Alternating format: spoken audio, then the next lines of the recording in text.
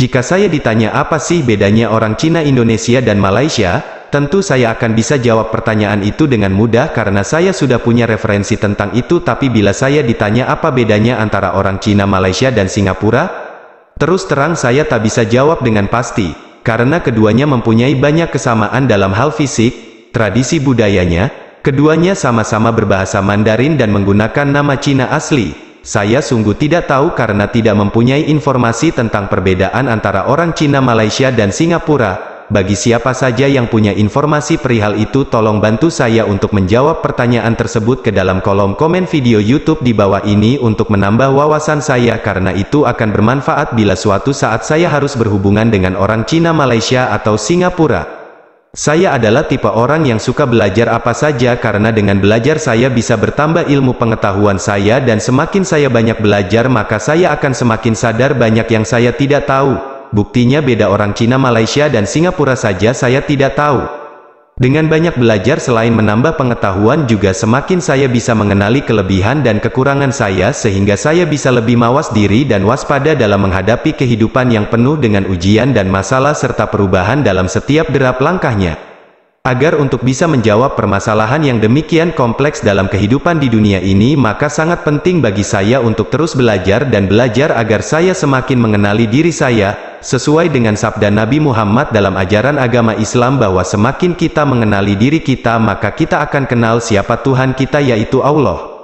Semakin kita mengenal Allah maka kita akan lebih mencintai Allah yang maha baik, penyayang dan pengasih terhadap kita. Seperti dalam peribahasa kita ada ungkapan tak kenal maka tak sayang.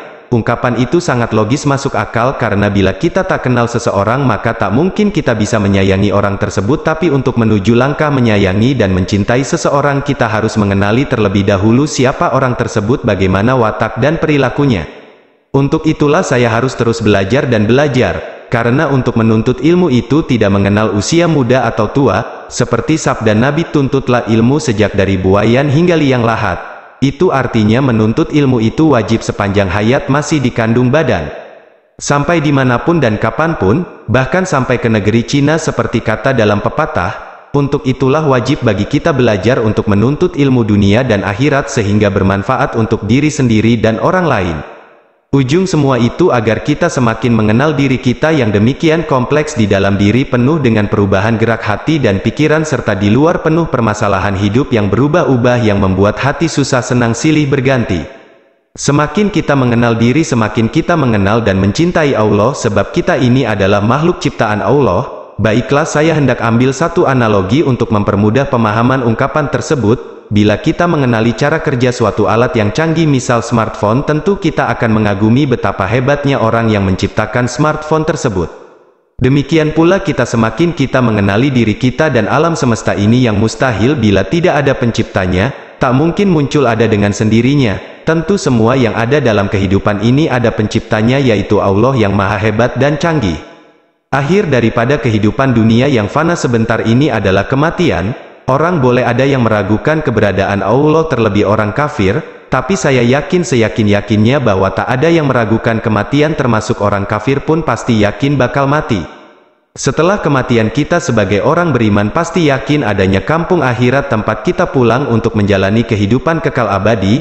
Di kampung akhirat itu ada dua pilihan untuk pulang, surga atau neraka. Bagi yang beriman dan beramal soleh, mengenal dan percaya kepada Allah, tentu ingin memilih surga sebagai tempat terindah untuk menikmati masa istirahat setelah capai dengan hiruk pikuk dunia.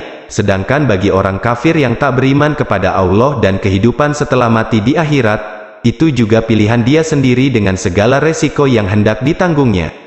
Secara logika, jika di dunia pun orang kafir tak percaya Allah dan tak ingin kenal Allah, bagaimana nanti di akhirat bisa kenal Allah? Itu mungkin ibarat ada orang ikut belajar di sekolah kehidupan tapi tak terdaftar di sekolah tersebut. Ketika waktunya tamat dari sekolah kehidupan, maka tetap tak diakui sebagai lulusan sekolah kehidupan. Demikian pula orang yang terdaftar sebagai orang yang beriman kepada Allah dan Rasulnya Nabi Muhammad, lalu bertakwa dan beramal soleh, maka setelah tamat selesai menjalani sekolah kehidupan di dunia ini sudah tentu bakal diakui terdaftar sebagai hamba yang beriman kepada Allah dan Rasulnya.